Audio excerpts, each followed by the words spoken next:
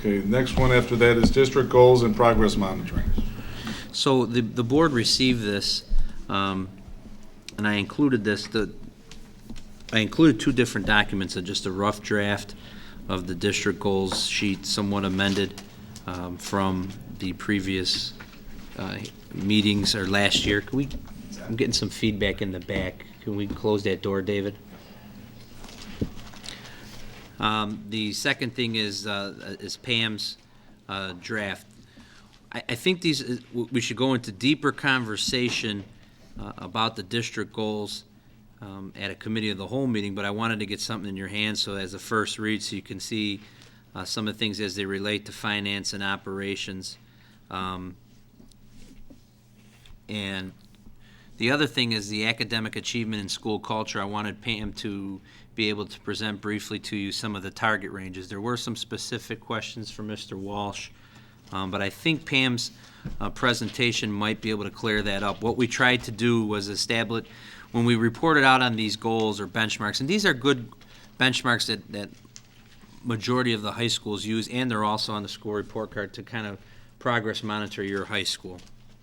In regards to that academic achievement, school culture, the first attachment. So what Pam and I went back through, and Pam did with her staff, is they worked on the target range, because there was some feedback from the Board of Education in October, that we had some of those corrections that need to be made, but also, we had the goal for graduation rate of 95%, and we realized that with our special ed population in that senior class, we could have never gotten to 95%. So we've kind of broken it down a little more specific into what the actual target is. One of the original questions that surfaced was, well, are we setting the targets, because there's two numbers, are we setting the targets too low in that it's something that we can always reach, and that we're not really striving to go above and beyond or exceed expectations? And I want to have Pam address that, and I think that's a discussion the board can have, is maybe we shouldn't put a range on there. Maybe we should put what the best possibility is, and that we should always be striving to meet or exceed that. So I'll let Pam present a few points on how they got to these ranges on this first draft. Thank you, Kevin, for that background. What we're basically trying to do is we're trying to predict for some of these the growth of our students based on what they know about them. And just as some background information, a team from the school went to a conference in November from the University of Wisconsin. It's the Value Added Research Center, and really looking at with setting realistic goals for student attainment and student achievement.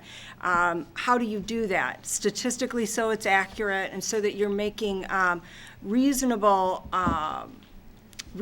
targets for yourself, but that also respect the changes we're seeing from going from the No Child Left Behind model to the new model that schools will be measured by, and that will show up more on the new report card, the new state report card that's going to be the interactive report card. And that's looking at taking your learners where they're at and deciding what's reasonable and predicted for them, rather than setting these attainment levels that are dropped in from the outside that don't take into account your learners. So we looked very closely, and when we presented the material to you on where we actually came out compared to last year's targets, we did some predictions on what we would set for this year based on what we knew about our learners. So some great work is going on at the school level that I want you to know with our teams, really looking at our students, and according to what we were trained on from this Value Added Research Center, we were doing it the right way. We were looking at bands of kids and how much they grow depending on where they're starting. So in setting some of these, for instance, the college readiness, the 21 on an ACT is an attainment score, but it's a score that's used by an outside group to say that's college ready. So that's a great attainment score to have. What you should look at is where your students over time grow and what would be expected or predicted growth for them, which is what we did. We went back per your directive and Kevin's directive, and we looked at our data, and you can see that we've studied over the past 3 years, and we found that our kids tend to grow about that 5%. Mary Ann, can you go to the next page? So, yeah, that would be on that next page. It gives the explanation of how we came to that predicted range. They also talked to us about the difference, the pros and the cons of setting one number versus a range. And, having this kind of interval for achievement and what that also communicates to your constituents and stakeholders about the learning that occurs.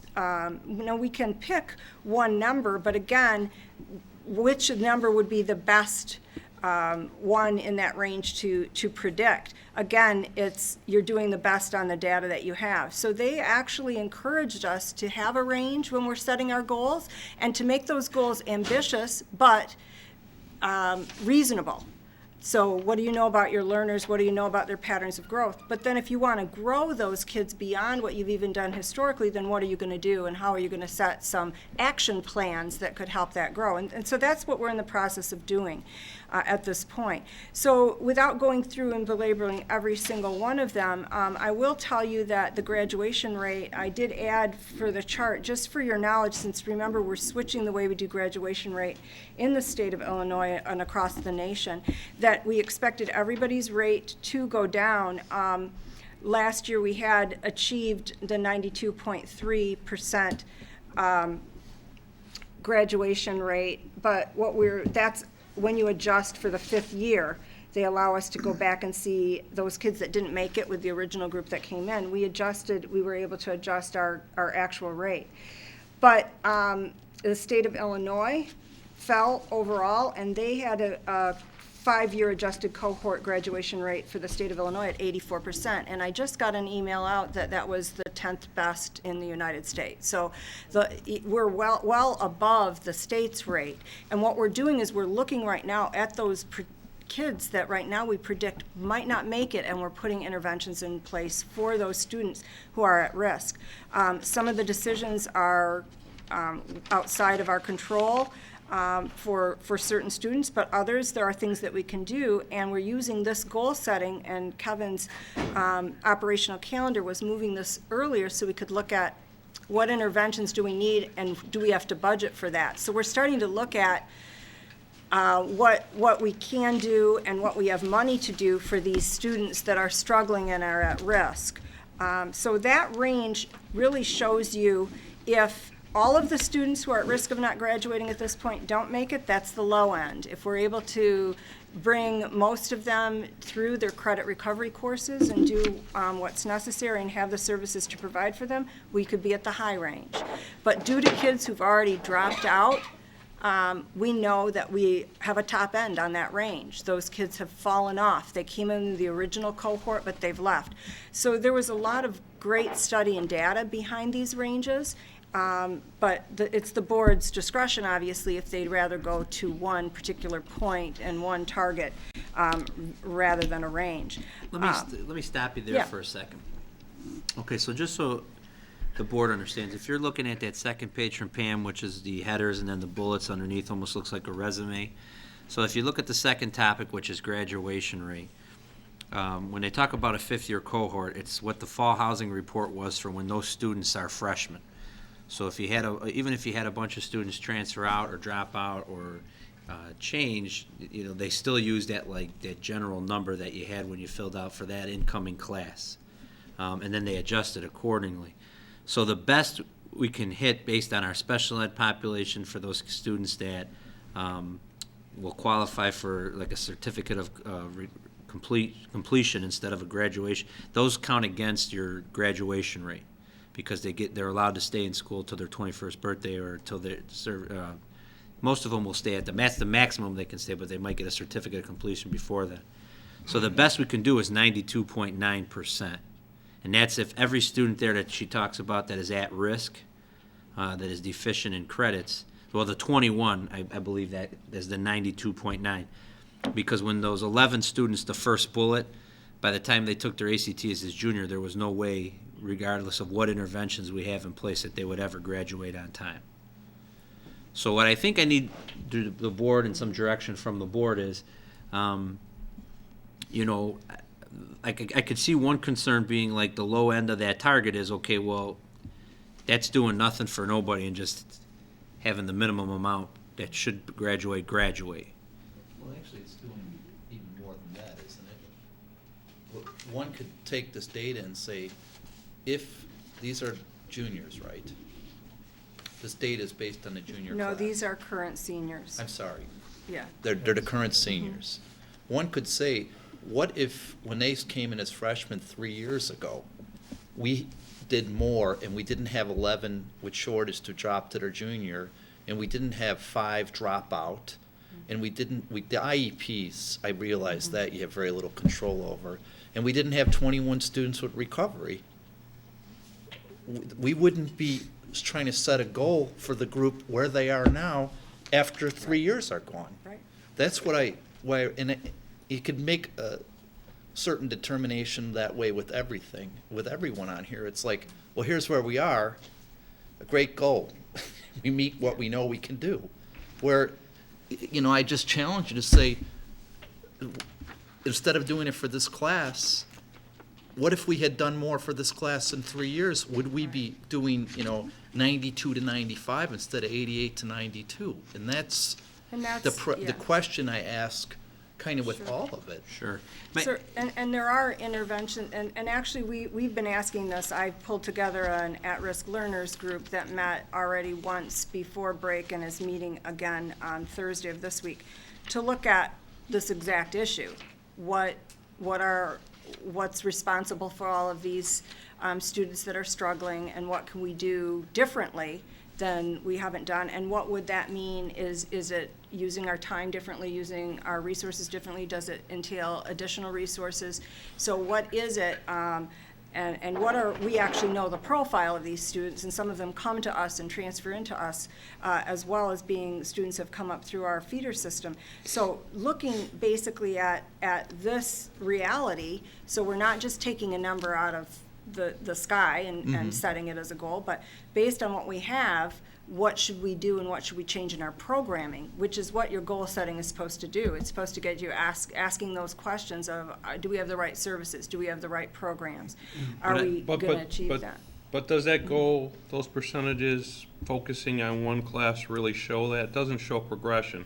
So for example, the very first one, the college readiness, you're really not, the goal really isn't the 65.6 to 68.6. The goal really is the 5% increase from junior year to senior year. That's really the goal.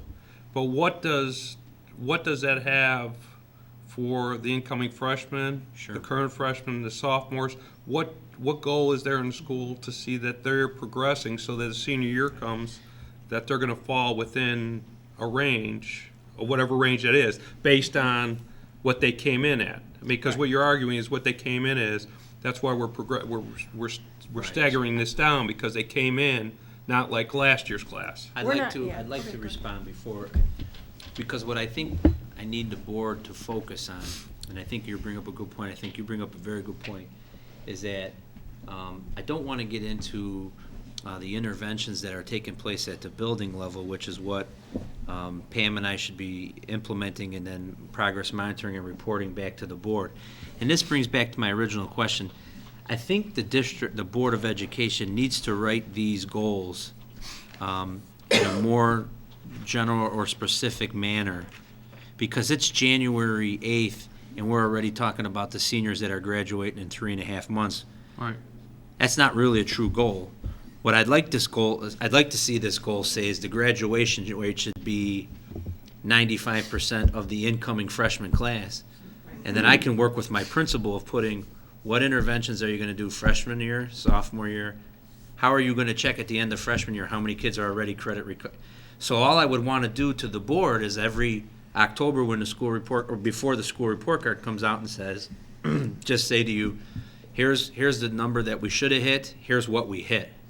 Because it's not realistic to sit with you today in January and set a goal for a class that's graduating in May. But if we set a specific graduation rate that we always want to hit 95% of our incoming freshman cohort when they're seniors, now her staff and I can work on stuff for 4 years of how many kids every year is that list growing, shrinking? Was that 21? Like, I think Tim brings up a good question. Was that 21 at the end of their freshman year, or did we lose them between sophomore and junior year? We don't, I'd like to have a little bit more detail to that, and I'd like to see how the board feels about that. And yeah, I agree. I think there should be a progression picture given to us as opposed to this stagnant one view. So, my other side is, and I appreciate this Yeah. worksheet, because this came to light to think this way. And then my other thought process, even is 5% growth. How does that benchmark against other schools? Should we be going at 15% a year growth, or should we be, is 5%, I don't even know where 5% falls in the range of education, whether that's a good progression or a bad progression. So, I think, I think we just need to evolve these goals differently, based on your input on how you think we, the board, and the community can see the progression over time. I'd like to. But I think it's almost like a three-part way. What you've said before is, we start at point A with freshmen, and by the time they're in that's senior right. year, where have they grown? It sets some goals for how we're going to make them increase. But I also think too that you're gonna not have kids that are gonna grow dramatically, but being able to make sure that you also set some goals to help those kids, and how you're gonna help the kids that are in intervention or anything like that, to make them grow even more.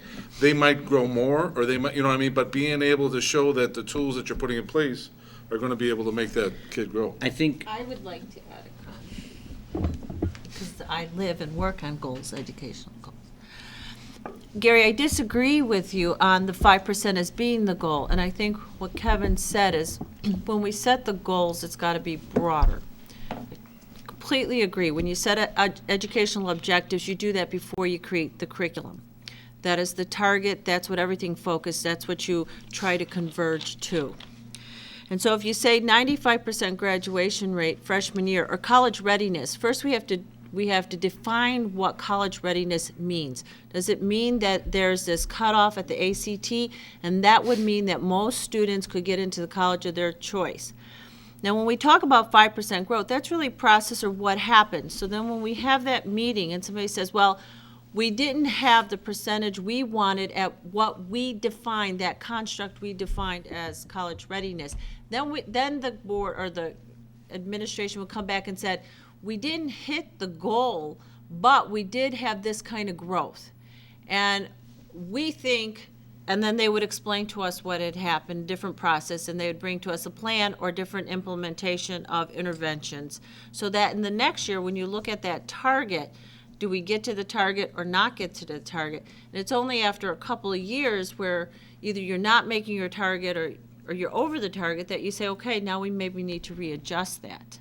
yeah, I think a better way for us to go through this is, as we develop these through the committee of the whole, we would set a standard that we would want every freshman class to meet by the time they're seniors. Right. And then you would entrust in me the responsibility to work through my principal, and Right. thus her through her staff to set it up. And then what we would do is, in October, when I do that reporting out to you, instead of Pam reporting out, what Pam would report out on, for example, the graduation, or the, let's say the college readiness, which is the ACT standard of 21.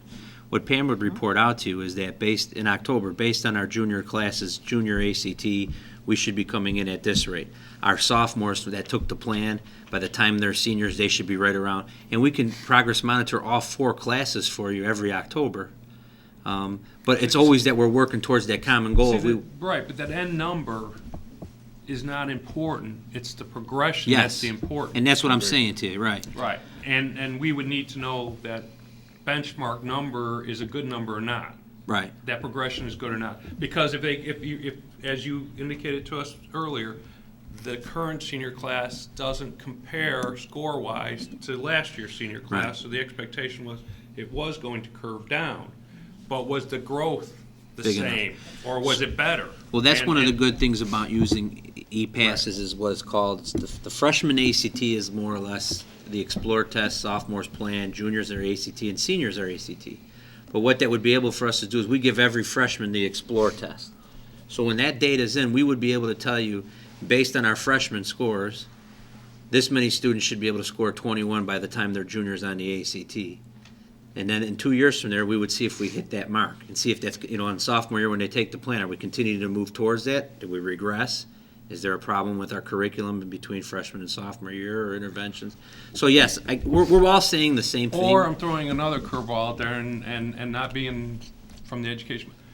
Do you say you set the goal and even though that freshman class came in lower, that growth rate has to be higher Yes. to get to that same? I would you guys- prefer that. Yes. Yeah. Hold on, let Dan All right. let us read. Okay, to make these goals meaningful, it seems to me that we should know what the end game is here. You touched on something I thought you were going to explore it in our conversation a little more. College readiness, but college readiness for what? So I have the question here. Have our post-graduation plans remained static? We have 40% going to four-year liberal arts schools, 40% going to junior colleges, or has there been some shift in interest? What are we getting them college prepared for anymore? We talked about the fabric of our student body changing, to a greater percentage of at-risk kids. Are they going to the same college that non-at-risk kids are going? Is there some difference in postgraduate plans that we should be reflecting in our goals? Well, and once again, I think this could be more, we want to get probably deeper into this at COW meetings. But the ACT sets the 21 because basically what they're saying is that shows that the student has more or less mastered enough content to be successful in a college class at the algebra, the English, the science, and the social. And they give composite benchmarks for each of those. For each of those subject Assuming a areas. liberal arts college first year. Right, but I think our overall general goal is so that we're preparing kids, if they left here with at the minimum of a 21, if they chose not to go to college, they would be successful in the work, they're college or career ready. Mhm. I don't know if we're at the point to where we would want to necessarily say, well, that should be 26 because we want everybody to be a minor in engineering. Yeah. And that's why I'm saying, like, I'm trying to use also some national norms from the test that we use and that most colleges are accepting so that we can say, it's an easier way for us to track our data because they give us annual reports on this stuff. Well, I'm trying to know our student body and where they're going. They're a little different than they were 20 years ago, probably. Right, and that but I don't know. that might fit in better with the last goal, which is the matriculation rate. Kevin, so give us a little more guidance of what you want us to talk about today, because you keep saying we'll talk about it at the COW. If you want us to give some general impressions with the idea I think chew we're to some getting, fat and then get more. some feedback tonight, Okay. and I'd like for Pam and I to be able to use from now and what you saw, like what we're starting today. I'd feel a lot better if this board directed us to say, listen, we should shoot for a 95% graduation rate all the time. So what if we just all give kind of our general high-level impressions? We'll chew on it some more, you chew on it some more, and we do it at the COW. And as an example, I agree with what Gary said. I also agree with Laura, even though they're maybe a little challenging how you do it. But, there's a couple things that just, like comparison to other schools. We need to know that. What do high-caliber schools have graduation rates? I mean, you say, do we want to be 95? I mean, we're not naive enough to know you're going to have IEP students. No matter what you do, some kids are going to drop out. So you can never say it's 100, and I don't know what's right after that. But if you look at some of the specific measures that just kind of strike me where we, need to make tougher decisions, maybe seems odd to me that we set the level for reading below math. It's because we score higher in math than reading. I mean, just my gut action is we should do something about reading then, not lower the score. I think that's what I'm saying to you is that if we had a general goal from the board to say, hey, listen, we want every year 80% of our juniors to pass the PSAE. We might not hit the board, as long as the board understands, we might not hit that. But if we can show that, man, we grew these kids 14 points, we fell short of our goal, but look at It's the growth rate of that yeah, class. I think could be that different. would speak volumes to the staff, the community. Yeah. And the two other things and then the same thing with AP participation. It's going down. It was 31, and we're setting it at 30. If we think AP participation is important, I don't know why we're lowering the score. We should figure out ways to encourage people to take them more. And the last one, where I think it comes right onto the board's shoulders when we make our decision, is the engagement. Everything I've read and everything you've told us is that one of the major determining factors of how a student does in high school is how engaged they are. We cut clubs, and we raised the pay to participate in both sports and clubs in the last 2 years. And guess what? Our engagement went down. No surprise to me. So if you tell me engagement is important, then it's on, and we want to have a high-quality school, which I keep hearing we want to do, then it's on us to say, we're going to spend the money on that. That we're not going to cut clubs, and if we have to, we're going to have, if the participation cost is keeping people out of it, we need to reconsider it. And it would apply to other factors too. If you go back to your 21 that are on the edge and 11 dropped, it's like, 2 years ago, if we had this and we were looking at cutting our staff, you and Kevin would have to say to us, if you get rid of whatever, I'm not going to pick a person or position, this type of service, our graduation rate's going to go down because these people tutor and mentor and help this at-risk students, and you can't have both. You can't keep saying you want to have high quality school with high rates and cut these particular services.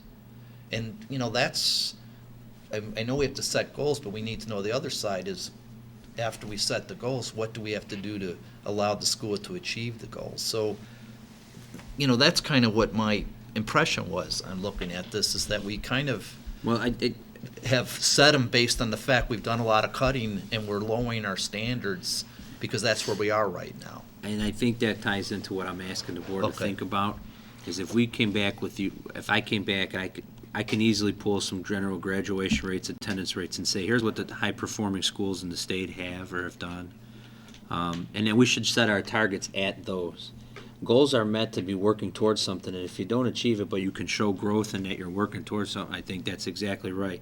The other thing that's difficult is everything that's on here, we're already halfway through a year, so the interventions would be budgeted for, it would almost be for in the rears of the class coming behind them. Right. Where if we always knew that we're shooting for a 95% graduation rate and that we want 80% of our students when they graduate here to be able to score 21 or better on the ACT, we know then every year we're working towards that big goal and that we need to do. And then we can budget, staff, and do those things accordingly every year so that we're not always working under a time crunch. I also, Kevin, I fully agree. And even though I believe growth is important, as Gary mentioned, I believe we need to look at these goals just like we looked at the financial goal and set the policy. We set what that fund balance has to be. That was a hard percent. And these numbers, like Kevin says, they have to be a hard target. When people are looking to buy a house in a neighborhood, they don't want to see a range, they don't want to see it fluctuate, they want to know, oh, this is a rigorous school. They've set a graduation rate of 95%. They set a college readiness at a high percent. They want 80% of their class or more to be college ready. College ready is a national definition with, everybody knows what that means who's got kids getting ready to go to college. If I'm going to buy into this neighborhood and I'm going to pay these kind of taxes, I want to know what this school is shooting for. Now, if we don't make it, then we can articulate why we think we fell short, and we can articulate what we think we need to implement and how we think we're going to change. But I think we, just like the fund balance, we have to have those hard targets in line. It just, as we look at the calendar, as I was reviewing these with Pam, graduation rate, we got 3 months before these kids graduate. We know 21 of them. So we want to put a few interventions, but those are more like responsive interventions. Now, Pam and her staff track student progress and everything, but if I knew if I know every year that I need to be working towards a 95% graduation rate. Quite honestly, what I think at this time, we should be looking at your incoming freshmen Right. and saying, Yeah. this is what we see. These are the growth rates they have to get so that 4 years from now, we're gonna achieve our target. That's what we Exactly. should be talking about Yes. today. And I I think, need big numbers. and I think And those by goals. this point, Our we goals. already have in the bag, the seniors already hitting the goals. We're kind of behind the bag, reacting Yes. too late in the game. Right. But our discussion right now should be the numbers related to the incoming freshmen that just came in. That's And I what think this- those goals should tie and run with that freshman class as it runs all Well, the way that's through. where it yeah. goes to this growth rate is Yeah. the important thing in here, because if college readiness, based on the Explorer for these freshmen, was at 50%, and historically it's growing 5%, we need to then grow it 20%. a year, versus, Right. then we still need to also monitor sophomore and juniors Sure. in the same time, And that's why if to we see had, what's happening. we had if we had general, large picture goals, Right. I could progress monitor every incoming freshman class, and we'd have a 4-year tracking system Right, on these goals. I'd like to put that in place. That's what I'm, okay. The only, But what I can also see tracking goals by class is being able to give a yearly report saying this is where we're at. we at do this that time. every October. You know what I mean? So that would be here, this is where this, Right. last year's freshman class, yeah. but the only caveat I'd put in Gary's, and I don't think he quite was saying it that way, we gotta concern ourselves with every class. So, that's great, we're thinking of something for next year's incoming freshmen, but if we can do something for the current freshman class next year and the year after, so the numbers aren't 2011 and 21, and, 5 dropouts or whatever, if it's 4 dropouts and Well- 6 and 10, that would be a lot better, and if there's something we can do for them, we need to. No, that's why, then I added on saying, we should be, the primary thing is for the first numbers we'd be seeing now Right. would be that incoming freshman class, because they've had 4 months to get their numbers together, to see how ready they are and what kind of growth rates they're gonna need, the interventions they're gonna need for the next 3 years to get them to that. And at the same time, we see what the sophomore class is doing and how it's progressing, the junior class progressing, and is there gonna be any risk of the senior class now for the remaining 4 months that they have left at this school? October, instead of reporting, would be saying, here's our freshmen, they're on pace to reach the 80% target. Yeah. Here's how many have IEPs, so they're on pace to reach 95. The year from that, October, if we came back to you and said, now our sophomores are 5% below, we know somewhere in there we lost 5 kids that aren't graduating or aren't on pace. And then that gives her an opportunity to work with her staff to say, where did we lose these kids? Was it English? Was it math? Was it social work hours? Was it not having interventions or clubs? I mean, we're all saying the same thing. Yeah, I think we are, right. Without killing Yeah, without killing the okay. topic. And even with the interventions too, being able to show growth with what's occurring with the intervention. So if John Doe goes into an intervention, this is what we're showing progressive-wise, what we're doing with them, so. I will say, Kevin, that the PSAE scores for math and reading, though, as a board member and as a citizen of the community, a third of our students are not meeting, they're not meeting state requirements in math and reading, and that is a concern of mine. Right, and it is a huge concern for us as well. And this is where, as we talk about establishing these large goals, the second thing to that, when I moved this on the operational calendar, was talk about how this would impact staffing and budgeting. Like if we're gonna make a commitment to math and reading, the second phase of that is, are we making a commitment to the class sizes for math and reading? And those kinds of things. Right. Right now, we still have some unforced, and this is why I'm saying, like, we need to, if we can get through this year setting these hard targets and giving a clear vision for Pam and I to work on, because we know we're still bargaining a contract, we still have this pension thing looming. There's some things that we know we can't do for next year without, for budgetary wise, but we would know in the future, like, hey, don't be shocked next year at this time if I'm coming to you saying I want to go to 25-1 in all freshman math and English classes with the idea of trying to improve this goal. We'd have a year to start preparing for that, looking at our budgeting, looking at, I think Gary brought up a great example. Hey, you're looking at computers, is this the best time to be doing the lighting? Well, now that we have like these hard targets and we know it gives us some time to plan out our courses, our course of action, it would help us then to budget, staff, do all those things accordingly. So I don't know if this year is an appropriate time to start staffing and budgeting for those things, because we have a couple big ticket things that we're still working on. But next year at this time, I would think that's when we would want to start. Well, I challenge you on that one. You're the one who said many times, you only have one freshman, you only have one sophomore, you only have one junior, you only have one senior. And if the right thing is to have 25-1 for reading and math, we shouldn't toss away next year's freshman class. If we shouldn't have done that with this year's freshman class.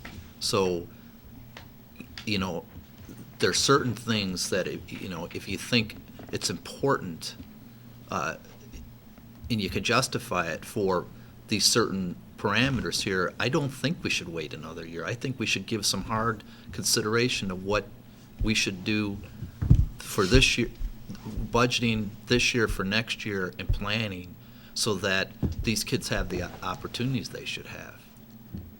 I agree. You've asked us for staff at the 11th hour in the past. Mm-hmm. I think if you have indication that you need more staff in order for math or reading these important areas, then I think you should just bring that justification to the board. I don't have, as your superintendent, and there's two schools of research out there, and this is a way bigger topic, but the direct correlation between class sizes and performance. The educational research is not a direct correlation that smaller class sizes equal better results. The thing that I've already had talked with Pam about when we do our staffing this year, is we're going to keep those targets hard. That if it's 30-1, it's 30-1. We shouldn't be teetering 32, 33, 34. It's 30, or 29. We should be trying to stay right below or right at those targets, and making sure that we're not, taking one class and running it at 35 because we want to get a lower class in another subject area, and then 4 months from now everybody forgets that they wanted to run it at 35 and they're saying the class sizes are too big. I want to keep the targets hard, staff the school, see where we're at, and then we can discuss this more in March. Hey, let's bring this down a little bit, or let's put a little more wiggle room in there. Because I couldn't sit. I mean, we saw the data that they put up in October that those students' math scores that were running at 18-1 or 16-1 for 2 years before we made the cuts, they actually did worse on this test.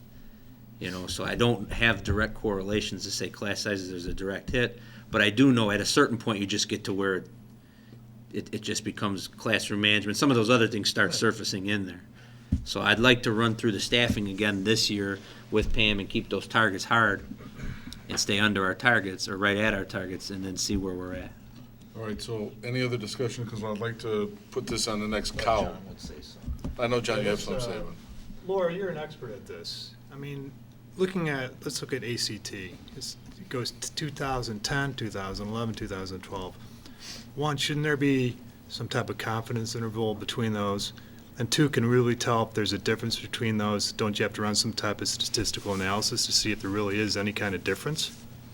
Well, a confidence interval would only let you know if the mean, because these are targeted means. These are means then? Right. Okay. Are within the area, on average 75.2, we're reaching that. So the confidence interval might give you a little indication, it's like a band around there. And you could say, well, the true mean would live somewhere within that band.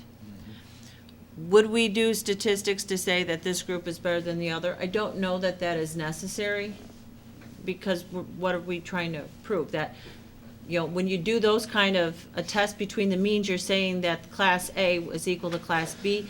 Does it help us if we find out that no, statistically they're different? No, not really. The band might help us see that maybe the classes are closer than we thought they were. What's more important for us, as if what Tim was starting to say, is to start to look at national norms and to see within that confidence interval how we start to compare with national norms or schools that have outcome data, like you look at Fenwick, where their students are pursuing these kind of careers. So you start to look at outcomes that you want your student body to pursue. That's exactly what How close do we start to resemble what they look like? And you also have to consider in there is that Fenwick is a college preparatory school. Yes. So Well- you would be making a serious cultural change for a public Right. high school, because you would be eliminating basically all electives. You'd be requiring kids to take 2 years of foreign language, I mean, you would have some specifics, the You're not gonna- days of. And then you talk about engagement. They don't have the depth and the range of all the activities. So you would then have to look at, so you're changing the nature of the school. No, we're not. 3 years ago, we were in the top 2% of this state. We were known as a college preparatory school. No, like when I looked at the Based PSA on reading AP and math, if you look at a 3-year. Participation, And based our, on AP participation. and our graduation rate, and our college acceptance, we had 10% of our graduating student body matriculate into UIC Champaign. We were a leading high school. So what do we want to be? I think that's the question. That is what I'm looking And I for. think that's what we're saying here. We're agreeing. Right. We're all saying We're the all same agreeing. thing. I Because, think, like, when- I think part of this, and maybe these numbers should be broken up into two numbers. What did they come in as, and what did they leave as? Because we're just showing the leave as. I would ask that we shoot for the end. Whenever you're doing any kind of curriculum mapping, planning, anything that is working towards a goal, you start with the end in mind. Yeah. So I would say to this Well, we board, set a hard yeah. end. for but every class, we want them at 95% Yeah. graduation rate. We want 80% to Right. score 21 or better. We want our composite ACT to be a 25. Right. And then you got to let But us. we then need to understand that different classes may need more resources because of where they came in at. And that's where I would be coming to you now, All right. saying, hey, we're getting ready to budget, but we've seen a drop in our freshmen, and we want to put some interventions in place. I need this many more teachers, or I need textbooks. Yes, you're exactly. We're all saying. I think we're all saying the same thing, different ways, different colors on it. For some, when I was on the board the first time, and my son benefited greatly from this program. One of the programs they had, and the program no longer exists, is probably a victim of whatever the cuts. But what they did with they recognize some students come in with deficits, or some students are not organized, so they paired them up. It's kind of like a parent at school, and during their study hall, it had a name, I can't remember the name, you had the study hall teacher who was assigned to your child for 4 years. And that teacher interacted with your child's teachers. And they tracked your student and kept in touch with you. They were the liaison between you, your child, and their teachers. And we saw growth and we saw success for those kids who were kind of on the edge and just needed that little extra push. That was an intervention. It cost money and it worked for a while. Now, going forward, this is what that administration may bring forth, is say, here's a new program that we've learned of in our professional studies or whatever, and we'd like to implement it, and we believe it's going to serve this student population. Right. And we need to be ready, and that's the kind of conversations that we as a board want to be having. Right. No, you're. I think once again, I think we're all saying. Okay, since we're all saying the same thing, okay. I want to, one more thing. It's not, no, it's articulating, that's something that Laura said. I think I'd like some sub-goals here in the categories where we can do this for, what's the performance of like the top 10% of the class? I think we need to have that in here, just even as a marketing tool for this school to let parents know, well, if you're in the top 10%, this is the average score. Because, we are a public high school and everyone's important, but I think stuff can get lost in this mean. I think we have to prove that we're educating people at the top level, they're getting into engineering programs and to that nature. And I don't think it really costs anything to have those extra things there, even if it's just informational. I would agree. I would think that, although I wouldn't say sub-goals, I'd keep these 5 or 6 general hard target goals, but in that report, we should have a little breakdown to say, out of the senior class, here's how the top % performed on the ACT, or here's where our kids are, here's how many kids got into a high level, considered a higher level institution. We can report that out. Right. And we can continue to tweak the report. But it would make my life a lot easier being your superintendent, and I'm sure her life as my principal, is to say, listen, we're always shooting towards this. And There's then, one thing we didn't discuss on it, again, at a high level. Well, first, I was waiting for John to talk. I thought he would ask why science PSE scores aren't one of our goals. Why State we only just- tracks math and reading. So that's the answer. I know you told us before, but I couldn't remember, which is kind of odd. But the second thing is we didn't talk about whether we want a range. And what I would say, I mean, if you just look at it without, having our discussion, it seems odd to have a high range and like, you don't want to be, usually you want to be in the range. Well, in all cases, if we're above the top number, that's still good. But you also only know you're going to go so high. I would suggest if we're going to do a range, we have a mean something. Like the middle is the bottom is like the lowest end of what's acceptable, and the middle is how other high performing schools are, or something like that. And then if there's a higher range than that, it's like you're kind of shooting for the stars, but Okay. it's still something that would be good if we did it. So if the range meant something, Yeah, I I don't. personally would be okay with a range, but if it doesn't mean something, or that can be articulated, it is a personal thing. Other people might say. I don't even know if I'm gonna, when I sit down with Pam and her staff, if I would look at even the range idea anymore. I'd like to look at what the top 10 high schools are doing in the state of Illinois, and I would set our targets right at what they're doing, or even, say, here's where we want to be, then let's, I just want the board to understand, like, this is what we're, and this should be driving, it's almost like this should be driving everything we do, everything we talk about from that point forward, once those hard numbers are set. Okay, so let's put this on the next cow, and then Marion, put that on the next cow, and then I'd like to see some recommendations or where you want to come back with on this. Thank you, guys.